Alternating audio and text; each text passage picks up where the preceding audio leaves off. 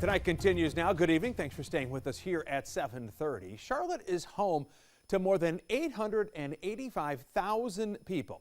If you count the entire metropolitan area, that number goes up to 2.4 million.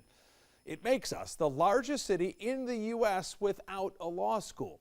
But will the scales of justice finally balance out for our city? Let's talk more about it tonight. Elon University just opened a new academic building on West Tremont Avenue. This is in South End, and there are plans now to include a law program. That program, which we're announcing the launch of today, is going to be called the Elon Law Flex program.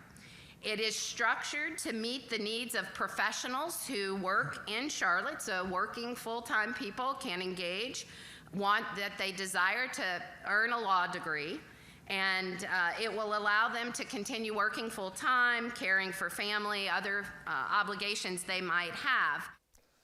Yeah, the law program classes are going to be at night and be staffed with professors from Elon's main law school campus in Greensboro. The dean of Elon Law School, Zach Kramer, says the program will make getting a quality legal education more accessible.